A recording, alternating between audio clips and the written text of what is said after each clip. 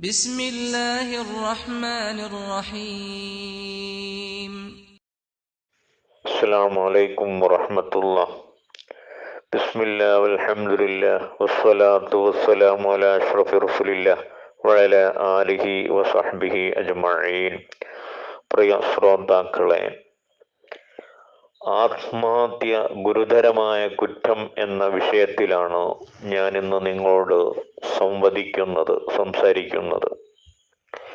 ഇന്ന് ആത്മഹത്യ ഒരു പ്രശ്നമല്ലാതെയായി തീർന്നിട്ടുണ്ട്.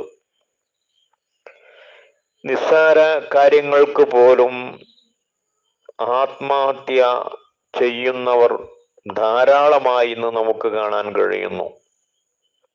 പരീക്ഷയിൽ തോറ്റതിൻ്റെ പേരിൽ, പ്രേമനൈരാശ്യത്തിൻ്റെ പേരിൽ, കുടുംബകലഹത്തിൻ്റെ പേരിൽ തുടങ്ങിയ എന്തെങ്കിലും കാരണങ്ങളാൽ ആത്മഹത്യ ഒരു ഫാഷനായി കാണുന്നവരുണ്ട്. പക്ഷെ ഒരു സത്യവിശ്വാസിയെ സംബന്ധിച്ചിടത്തോളം അവൻ ഒരിക്കലും ആത്മഹത്യ ചെയ്യുകയില്ല. കാരണം ഇസ്ലാം അതിനെ ഒരു കൊടും പാതകമായിട്ടാണ് കാണുന്നത്. ബുദ്ധിയും വിവേകവുമുള്ളവരാരും അതിന് മുതിരുകയില്ല. മരിച്ചു കഴിഞ്ഞാൽ എല്ലാം അവസാനിച്ചു എന്ന മൂഢവിശ്വാസമായിരിക്കാം ചിലരെ ആത്മഹത്യക്ക് പ്രേരിപ്പിക്കുന്നത്. വാസ്തവത്തിൽ മരണത്തോടെ ജീവിതം അവസാനിക്കുന്നില്ല. അവസാനിക്കുമെങ്കിൽ എന്തും ചെയ്യാമായിരുന്നു. മരണത്തോടെ ആത്മാവ് ഒരു സ്റ്റേഷനിൽ നിന്ന് മറ്റൊരു സ്റ്റേഷനിലേക്ക് നീങ്ങുകയാണ് ചെയ്യുന്നത്. ഇവിടെയുള്ള പ്രവർത്തനങ്ങൾക്കനുസരിച്ച് അവിടെ രക്ഷാശിക്ഷകൾ നൽകപ്പെടും. മരണാവസരത്തിൽ പോലും വൻദോഷമായ ആത്മഹത്യ ചെയ്തുകൊണ്ട് മരിക്കുന്നവർ മരണപ്പെട്ട ഉടനെ അതിഭയങ്കരമായ ശിക്ഷയിലേക്കാണ് നീങ്ങുന്നതെന്ന വാസ്തവം, അതിഭയാനകരമായ ശിക്ഷയിലേക്കാണ് നീങ്ങുന്നതെന്ന വാസ്തവം ഒരു പക്ഷേ ആത്മഹത്യ ചെയ്യുന്നവർ ഓർക്കുക പോലും ചെയ്തിട്ടുണ്ടാവുകയില്ല. ബഹുമാനപ്പെട്ട അബീ ഹുറൈറ റളിയല്ലാഹു തആല അൻഹു നിവേദനം ചെയ്ത ഒരു ഹദീസ്, ഇമാം മുസ്ലിം തന്റെ സ്വഹീഹിൽ റിപ്പോർട്ട് ചെയ്ത ഹദീസാണിത്. നബി സല്ലല്ലാഹു അലൈഹി വസല്ലമ തങ്ങൾ പറയുന്നു, എவ்விதമാണോ ഒരാൾ ജീവൻ ഒടുക്കുന്നത് അതേ വിധം അയാൾ നരകത്തിൽ എന്നുമെന്നും ശിക്ഷിക്കപ്പെട്ടുകൊണ്ടിരിക്കും. ആയുധം കൊണ്ടാണെങ്കിൽ അതേ ആയുധം കൊണ്ടും, വിഷദ്രാവകം സേവിച്ചുകൊണ്ടാണെങ്കിൽ അതേ രൂപത്തിലുള്ള വേദന നൽകിക്കൊണ്ടും, ഉയർന്ന സ്ഥലത്തിൽ നിന്ന് താഴോട്ട് ചാടിയാണെങ്കിൽ അതേ ക്രമത്തിലും നരകത്തിൽ വെച്ച് എന്നുമെന്നും അവൻ ശിക്ഷിക്കപ്പെടുന്നതാണ് എന്ന് നബി സല്ലല്ലാഹു അലൈഹി വസല്ലമ തങ്ങൾ പറഞ്ഞ ഹദീസ് സ്വഹീഹ് മുസ്ലിമിലെ 1-ാം വാള്യത്തിൽ നമുക്ക് കാണാൻ കഴിയും.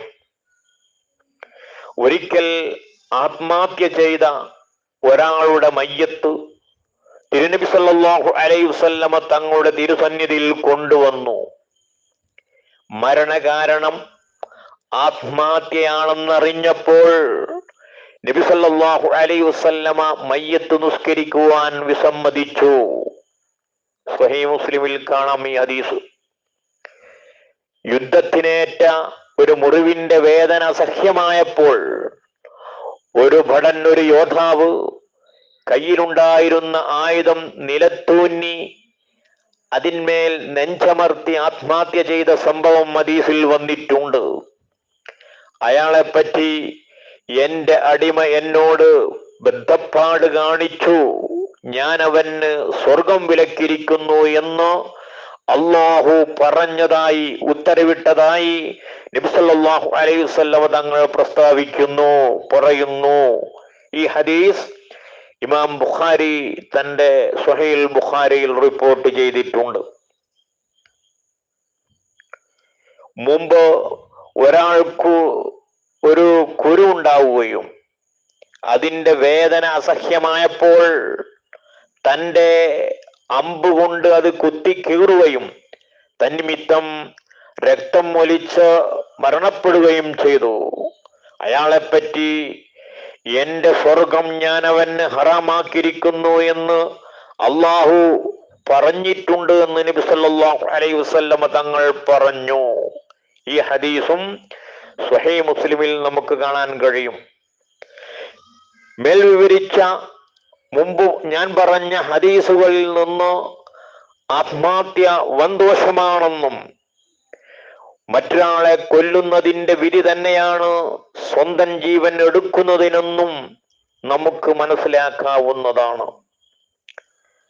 ഹദീസുകളിൽ ആത്മഹത്യ ചെയ്തവനെ കുറിച്ച് എന്നെന്നും നരകത്തിൽ നിന്ന് ശിക്ഷിക്കപ്പെടുമെന്നും അവന് സ്വർഗം വിലക്കിയിട്ടുണ്ടെന്നും സ്വർഗം ഹറാമാക്കിയിട്ടുണ്ടെന്നും പറഞ്ഞതിന്റെ താല്പര്യം ആത്മഹത്യ ചെയ്യുന്നതോടെ അവന്റെ ഈമാൻ നശിക്കുമെന്നും ഒരു സത്യവിശ്വാസി അതൊരിക്കലും ചെയ്യുകയില്ലെന്നുമാണ് ഈ ഹദീസുകളിൽ നിന്നൊക്കെ നമ്മെ പഠിപ്പിക്കുന്നത്.